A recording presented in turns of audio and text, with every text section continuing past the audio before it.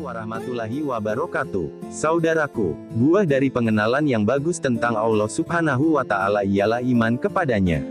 Para ulama telah mendefinisikan, iman ialah membenarkan dengan hati, berikrar dengan lisan, dan beramal dengan anggota badan. Orang yang beriman kepada Allah, maka di dalam hatinya ia mengakui bahwa Allah adalah Tuhannya dan ia adalah seorang hamba yang harus mengabdi kepada Tuhannya.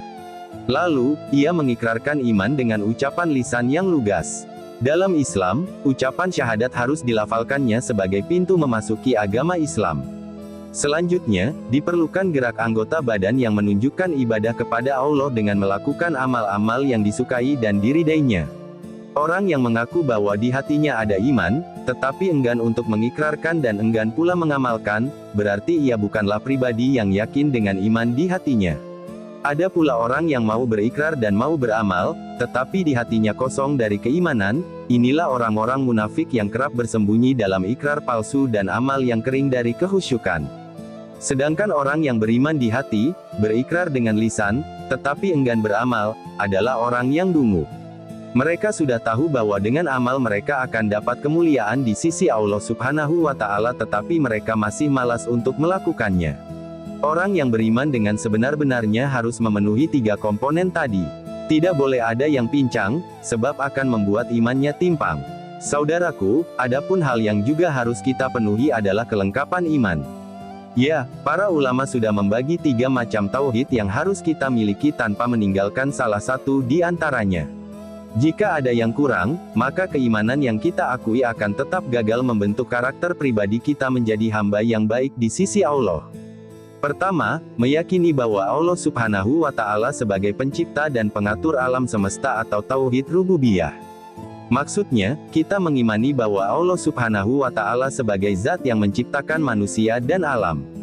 Karena itu, Allah pula yang mengatur dan juga mengurus semua ciptaannya. Bagi orang yang beriman, mereka mengimani bahwa Allah Subhanahu wa Ta'ala telah menciptakan alam dan semua interaksi makhluk yang ada di dalamnya. Tapi, semua ciptaan Allah itu diwajibkan untuk menghamba kepadanya dengan sebaik-baiknya. Allah tidaklah menciptakan makhluknya tanpa tujuan yang bermakna. Semuanya diciptakan untuk satu tujuan saja, yakni beribadah. Agar semua makhluk bisa beribadah dengan nyaman, Allah Subhanahu wa Ta'ala memberikan fasilitas berupa rezeki. Rezeki ialah semua kebaikan yang diberikan Allah untuk makhluknya, sehingga mereka bisa beribadah kepadanya dalam keadaan tercukupi.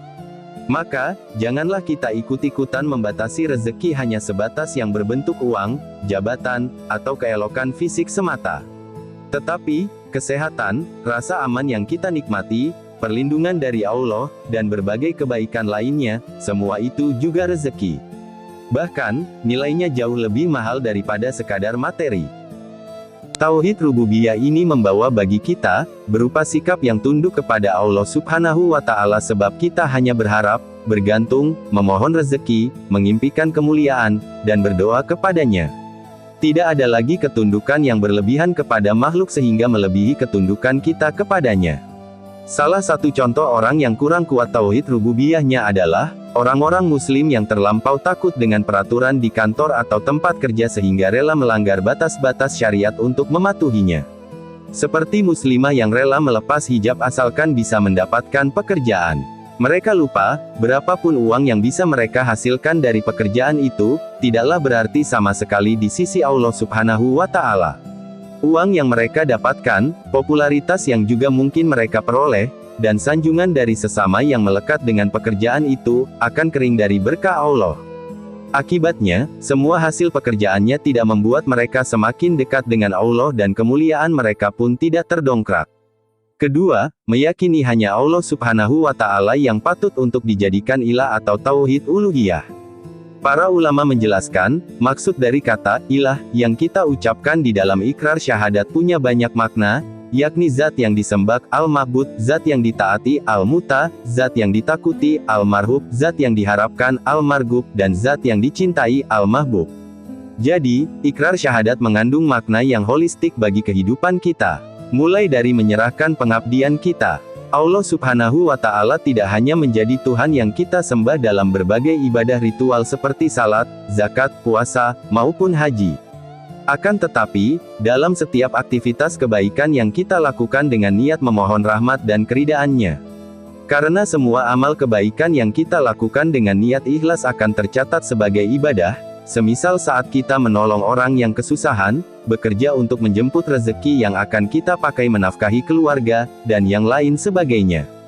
Kita juga digariskan untuk taat kepada Allah Subhanahu wa Ta'ala karena sudah ada perintah dan juga larangan yang diharuskan untuk kita taati sebagai tanda keimanan kita kepadanya. Ketaatan kita kepada Allah harus lebih tinggi daripada segalanya, supaya kita tidak menaati aturan-aturan sesama makhluk yang di saat bersamaan kita harus durhaka kepadanya.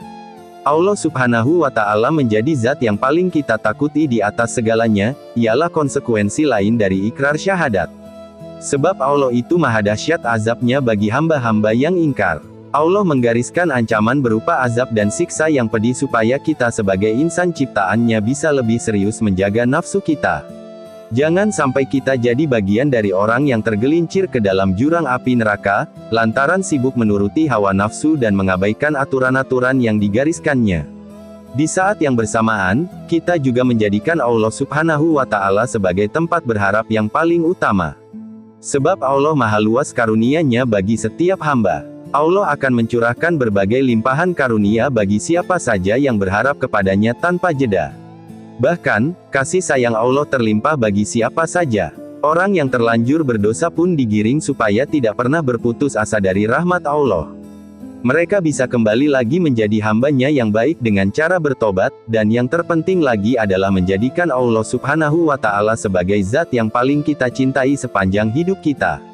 Bayangkan, jika kita amat menyukai orang yang selalu mau memerhatikan urusan dan keadaan kita, mengurus segala keperluan kita, bahkan mau mengerjakan segala sesuatu yang bermanfaat bagi kita tanpa kita minta, maka sebesar apa seharusnya cinta kita kepada Allah?